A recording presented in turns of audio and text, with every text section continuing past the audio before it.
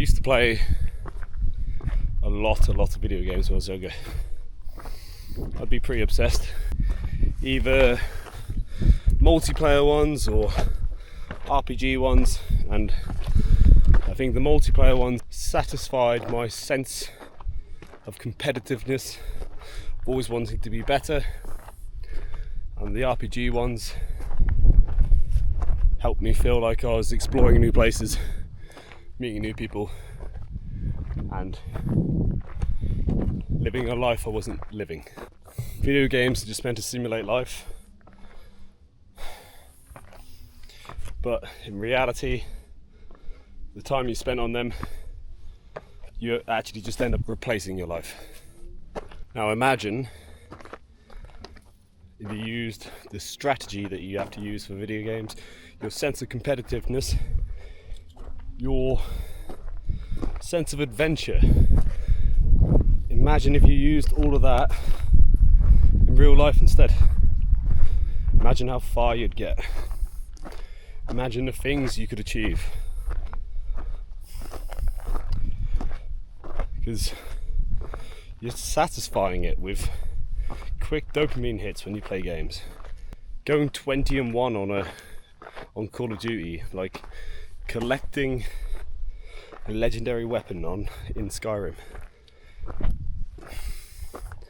Travelling halfway across the fucking planet just to unlock a new quest line or whatever else. Games are meant to simulate life. Let other people play them, because if you have any interest in making your life worthwhile, then you need to start living your life like a video game. Live it like you're the main character, like every day is a new opportunity for an adventure, for a story, and you need to think who you are, what is your character, where do you want to go in life. And sometimes it's difficult to know that, right? But what you should do, just like in a game, you should put yourself in new places, new scenarios. Every time you do that, you slowly start to figure out what you're made of and what makes you tick. It's important, that's vital to understanding your part in your own story. You don't want to end your life wishing you'd done more, and you don't want to miss out on everything around you. Trust me, man, life is way better when you put down the games. Way better. Think of the 2 or 3 hours that you spend a night, or perhaps you're more extreme, like I was at one point, spending like 10 hours a day playing. Think of that time, and it doesn't all have to be productive. You can still relax, you can still watch an occasional film or whatever, but think of what you could have got done in that time. Think of how much money you could save or earn, or the assets you could have if you just committed a bit more time to it. Think of the things you could create, the artwork, the relationships, the stories. Do you ever struggle to come up with your own stories when you're out in public?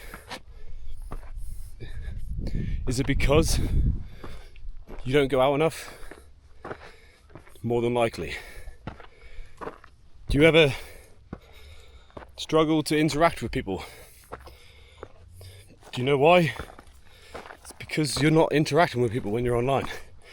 You are not getting the social cues, the little body language hints, even feeling someone's energy and vibration when you're near them.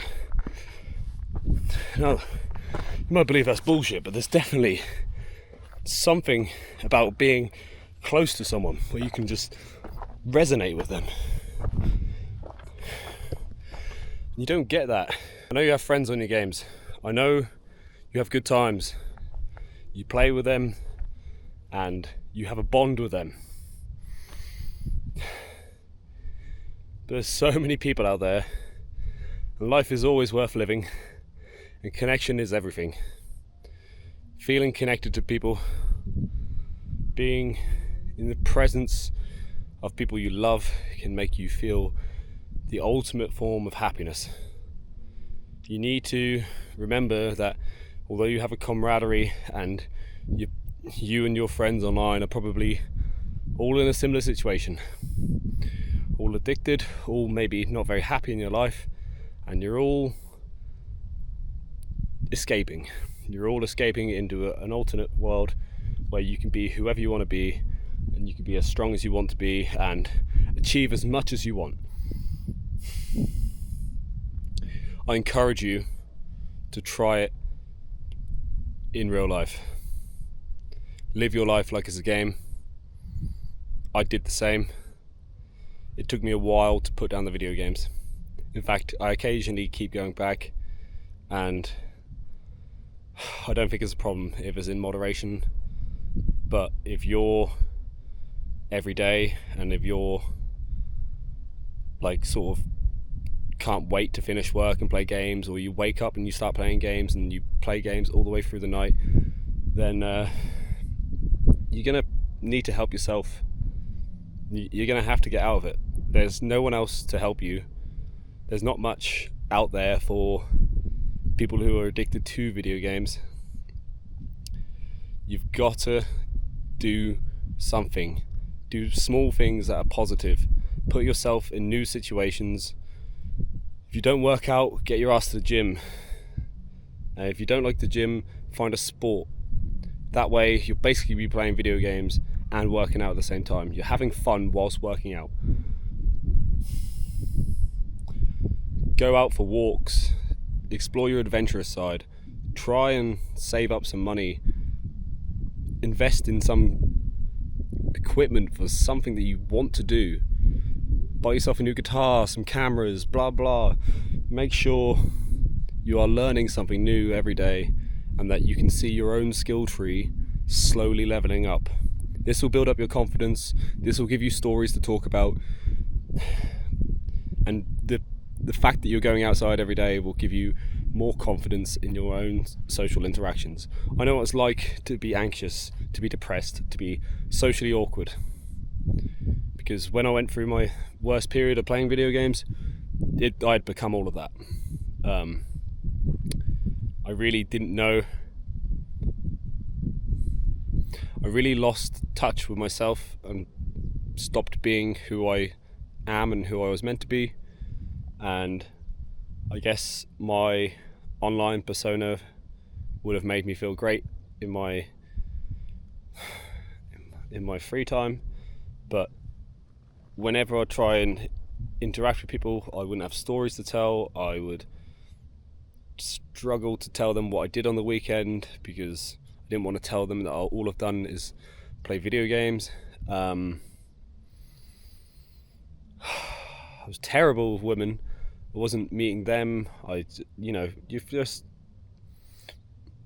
The point is, you've got to work on yourself, man. If you want to be the best in a game, chances are you want to be the best in your own real life. So I encourage you guys and girls or whatever, just, it's going to be hard because they're addictive, and they're made to be addictive. They are crazy addictive. But I would, if I was you, if you still have like the constant need for dopamine hits, I would swap to something that gives you dopamine but levels you up at the same time that isn't a game. So I would swap to playing an instrument or picking up a sport, or if you still want to sit and do something whilst you're on your phone, I'd pick up Sudoku, crosswords, just something that's like a little bit smart. And if you get that real urge to play a game, then just do something like that. Make sure that you're sort of feeding your dopamine and engaged, you're in that flow state, you're having fun, but it's not gaming and it's a bit more productive. I encourage this massively, guys. It's exactly what I did. I picked up Sudoku and yeah, I just become really good at that. You can play chess, whatever else, just so long as it requires like a little bit of brain power and you don't have to just keep going back to it all the time. You can just get that little quick hit. And then I also encourage you to just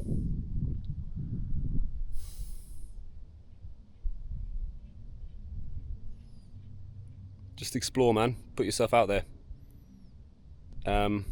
Believe in yourself. Believe that you are the main character. Believe that everything in this world is yours and can be yours, and that regardless of where you come from and what your family background is, you can push through and you can be the black sheep. You can be the one who changes everything. Believe it, man. It's what I have to believe myself. The gaming satisfied my urges to be better and to do more. Just remember that time that you're spending on these games, it's fun, but in reality it's probably wasted. The knowledge is useless, the skills don't translate to real life at all, and I don't want to attack the gaming community in general, but I do think that gaming is not a great thing if you have any sort of hope or ambition. Or on the other hand, if you're depressed or anxious or anything, if you do not like your life and you are gaming all the time, you are not going to be helping yourself because you're not actually taking any steps to improve your own life. So please, for me and for yourself, take action.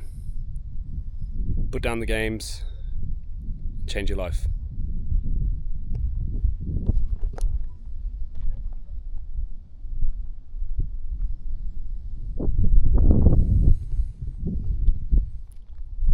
And go for a walk, hike a mountain. Thank you.